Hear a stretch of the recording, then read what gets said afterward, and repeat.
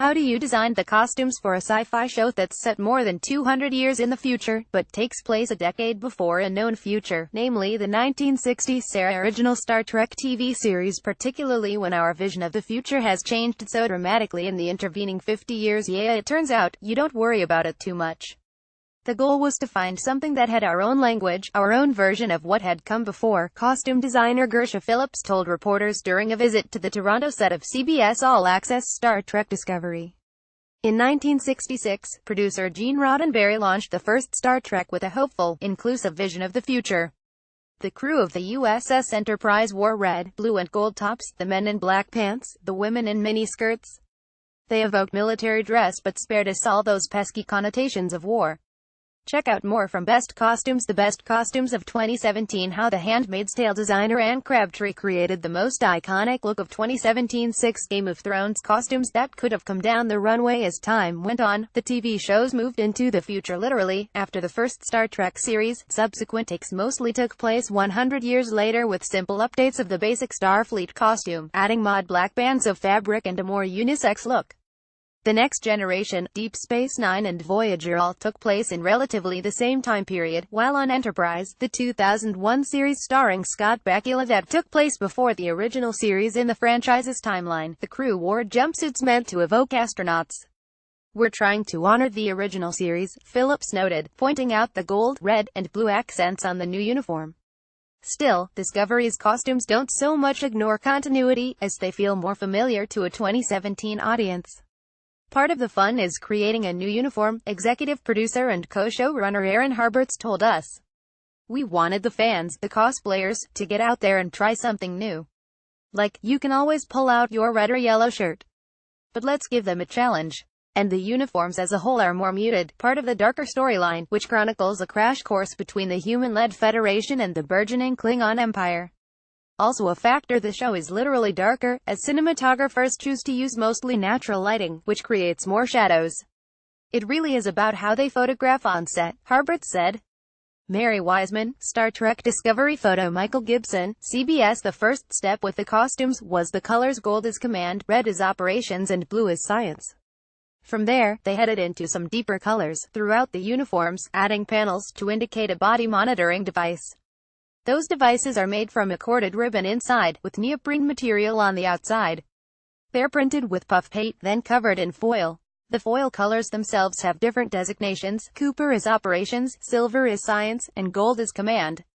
And savvy fans will notice something neat. If they look closely enough, the uniforms are textured with hundreds of tiny Starfleet insignias.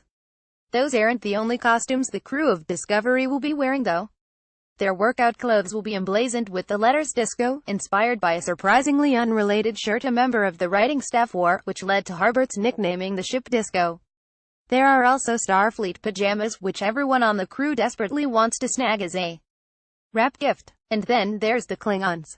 When first introduced on the 1960s Star Trek, they were regular actors with Fu Manchu-style mustaches. Over time, ridged foreheads were added, as well as more militant looks that connoted a race devoted to war and violence.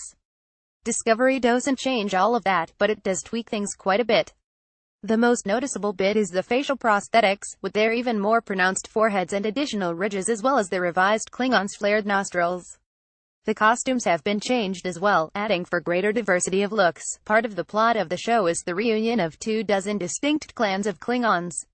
Mary Kifo, Star Trek Discovery photo. Michael Gibson, CBS. Phillips pointed out that there are two versions of the same costume: the stunt version, which needs to look as camera-ready as possible while still protecting the actors, and the regular version, emblazoned with Swarovski crystals to indicate the reptilian, yet imposing uniforms of the Klingons. Both look seamless on camera, but a simple glimpse inside proves that it takes a lot of straps and Velcro to get the Klingon uniforms to stay on the human actors just right. It's all worth it though, for that moment with the actors first put on their costumes. To put the costume on for the first time was, like, really putting it on, actress Michelle Yeoh told TV Guide, laughing. She plays Captain Georgiou of the USS Shunzhou, and echoed what a number of the cast members told us: putting on a Starfleet uniform gives you that thrill, that feeling that you truly are a member of the Federation, but they're also really, really tight.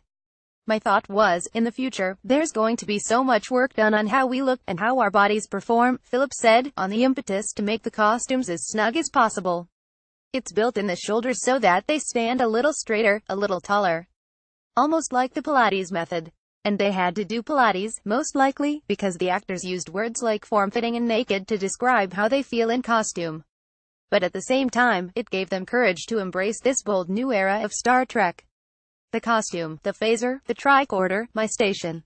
All of it is crazy, added Sonequa Martin Green, who plays series lead Captain Michael Burnham. They're so beautifully designed. You get all these little firsts. You get the costume, and you get zipped up into it. And somebody hands you a phaser. And then you go to the station and start pushing buttons. It's all so exhilarating. We wanted the fans, the cosplayers, to get out there and try something new. Like, you can always pull out your red or yellow shirt.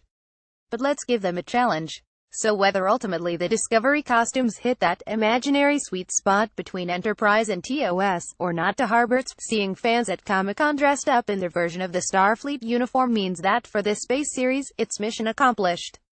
They are literally going off stills, image captures, and they've nailed it, said Harberts. Star Trek Discovery airs Sundays on CBS All Access. Full disclosure, TVGuide.com is owned by CBS.